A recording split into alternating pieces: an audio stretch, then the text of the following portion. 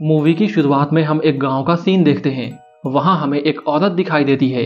उसकी डिलीवरी होने वाली थी, लेकिन उसे एक बेटी हो जाती है।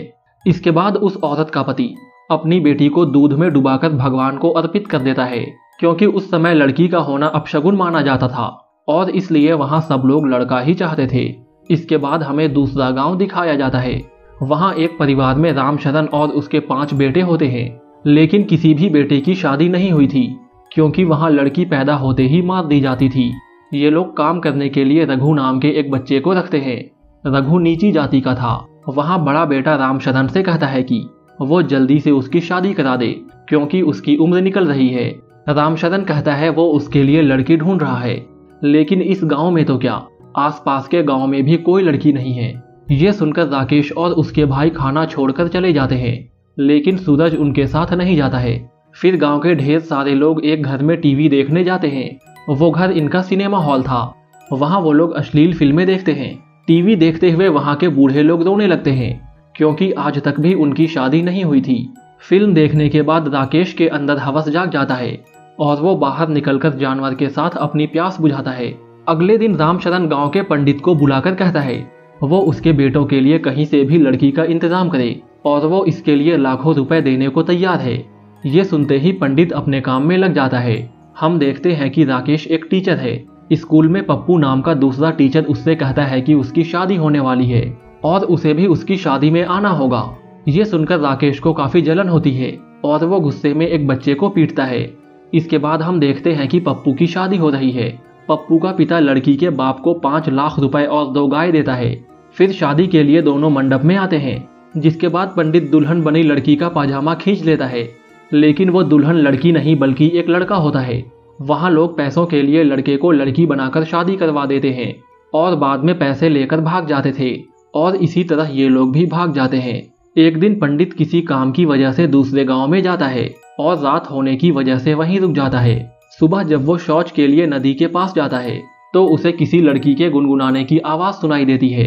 पंडित जाकर देखता है तो वहां एक सुंदर सी लड़की होती है। पंडित को देखते ही वो लड़की अपने घर भाग जाती है।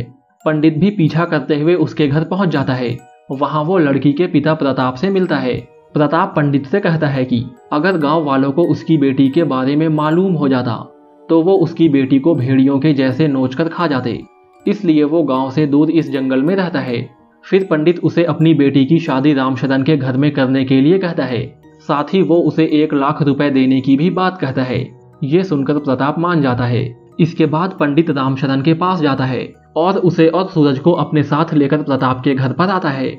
फिर प्रताप राकेश की फोटो देखता है। फोटो देखने के बाद वो कहता है कि वो अपनी बेटी की शादी राकेश से नहीं बल्कि सूरज के साथ करेगा, क्योंकि सूरज देखने में एक संस्कारी लड़का लगता है।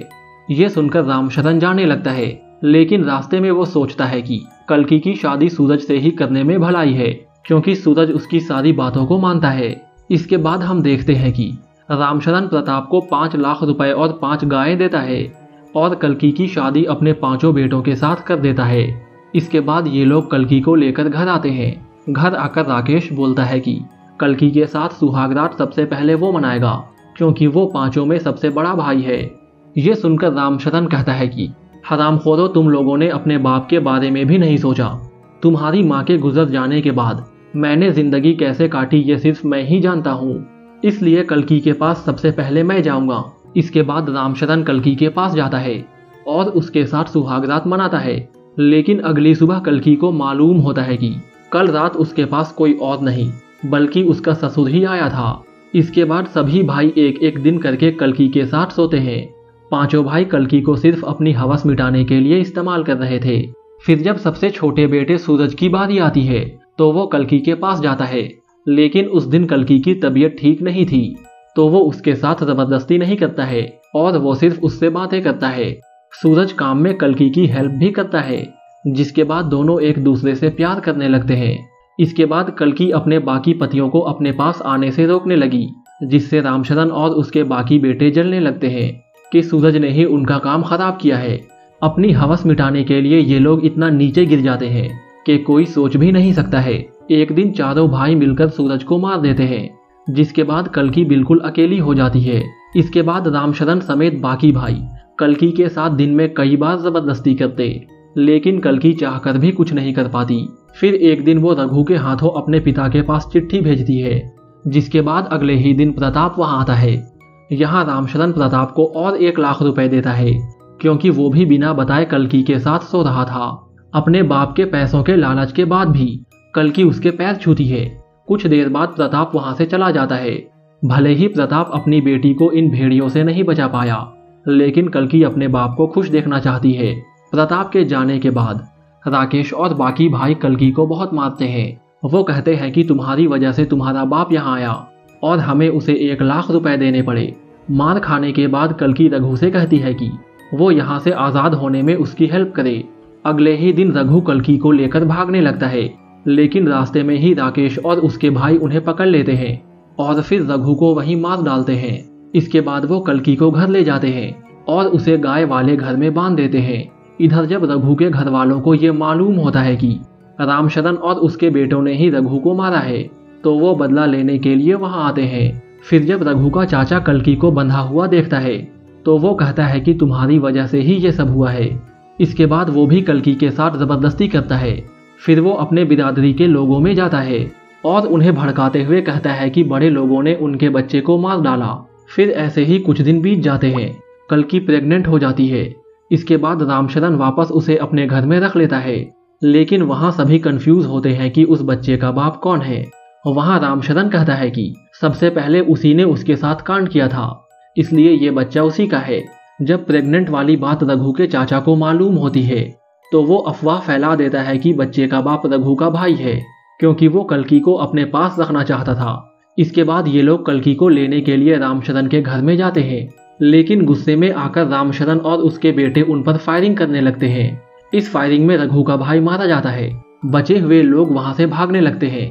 राकेश और बाकी के भाई उनका पीछा करने लगते हैं। पीछा करते हुए वो उनके गांव में पहुंच जाते हैं। तभी रघु का चाचा अपने सारे लोगों को लेकर इन पर हमला कर देता है और वो सबको मार देता है। इस बात से रामशरण को बहुत गुस्सा आता है और वो गुस्से में कल्कि को मनहूस कहता है।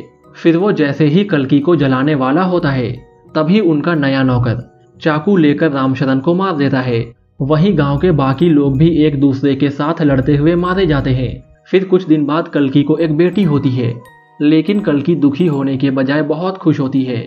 इस मूवी में इंसानों की हैवानियत को दिखाया गया है, जो बेटी होने पर उन्हें मार देते हैं, लेकिन बिस्तर में हर एक इंसान को लड़की की आवश्यकता होती है और इसी पॉइंट पर यह मूवी खत्म हो जाती है।